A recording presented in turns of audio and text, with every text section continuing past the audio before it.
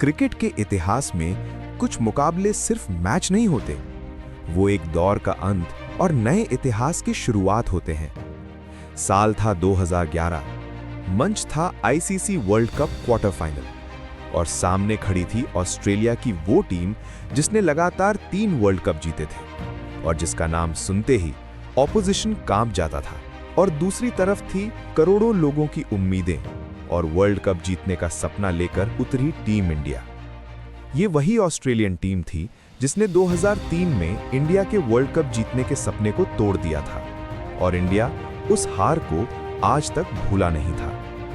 India के लिए ये सिर्फ एक क्वार्टर फाइनल मैच नहीं था, बल्कि इतिहास बदलने का मौका था। ऑस्ट्रेलिया ने टॉस जीतकर पहले बैटिंग करने का फैसला किया। ऑस्ट्रेलिया की तरफ से ओपनिंग करने आए शेन वॉटसन और ब्रैड हैडन। दोनों ने शुरुआत से ही अग्रेसिव अप्रोच के साथ चौकों और छक्कों की बारिश कर दी थी। इस वजह से इंडियन बॉलर्स पर प्रेशर बढ़ने लगा। दोनों ने पहले विकेट के लिए 40 रन्स की पार्टनरशिप कर ली थी। ऐसा लग रहा था कि आज भी 2003 के फाइनल की कहानी रिपीट होने वाली है। लेकिन तभी रविचंद्रन अश्विन की एक ब्रिलियंट बॉल पर शॉट लगाने की कोशिश में शेन वॉटसन क्लीन बोल्ड हो जाते हैं। 25 रन्स के पर्सनल स्कोर पर वॉटसन पवेलियन लौट जाते हैं और इंडिया को मिलती है पहली बड़ी सक्सेस। ये विकेट स्कोर से बड़ा था क्योंकि पहली बार ऑस्ट्रेलिया को महसूस हुआ इंडिया आज झुकने वाला नहीं है। इसके बाद क्रीज पर आते हैं ऑस्ट्रेलिया के कैप्टन रिकी पॉन्टिंग। पॉन्टिंग जानते थे इंडिया को प्रेशर में कैसे रखा जाता है।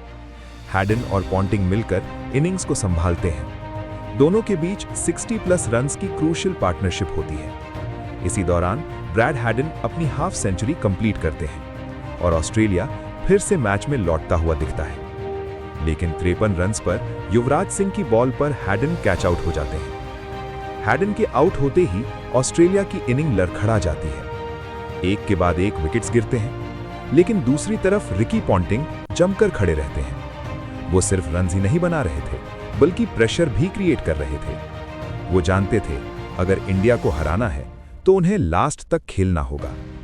इसी दौरान रिकी पॉन्टिंग अपने करियर की 30th इंटरनेशनल सेंचुरी लगाते हैं। पॉन्टिंग की इस इनिंग के दम पर ऑस्ट्रेलिया 50 ओवर्स में 260 रन्स बना लेता है। अब इंडिया के सामने 261 रन्स का टारगेट था और ऑस्ट्रेलिया की लीथल बॉलिंग के सामने इस टारगेट को चेज करना इंडिया के लिए बिल्कुल भी आसान नहीं था। इंडिया की तरफ से टारगेट का पीछा करने आते हैं वीरेंद्र सहवाग और क्रिकेट के भगवान सचिन तेंदुलकर। दोनों इंडिया को ताबड़तोड़ शुरुआत देते हैं और पहले विकेट के लिए 44 रन्स की पार्टनरशिप करते हैं।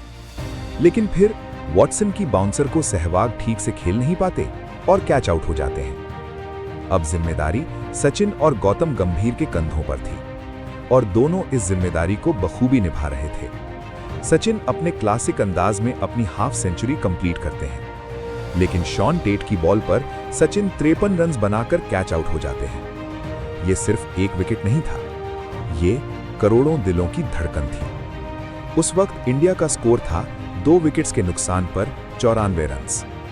और अब गौतम गंभीर का साथ देने मैदान पर आते हैं यंग विराट कोहली।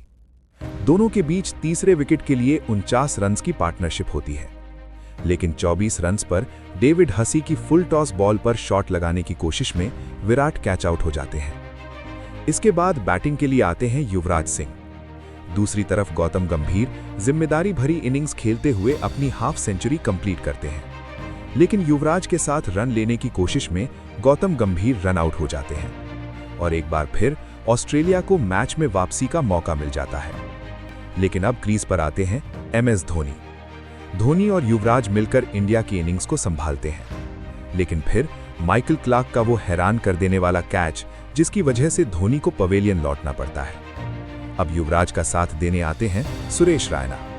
युवराज और रायना शांति और कॉन्फिडेंस के साथ चेज को अंजाम तक ले जाते हैं। युवराज सिंह प्रेशर में भी क्रूशियल इनिंग्स खेलते हैं और एक शानदार हाफ सेंचुरी लगाते हैं और आखिरकार इन दोनों की इनिंग्स के दम पर India world cup 2011 quarter final में ऑस्ट्रेलिया को हराकर इतिहास रच देता है और सेमीफाइनल के लिए क्वालिफाई कर लेता है। लेकिन असली जीत स्कोरबोर्ड पर नहीं थी, असली जीत थी डर पर भरोसे की, 2003 की हार पर 2011 की जीत की।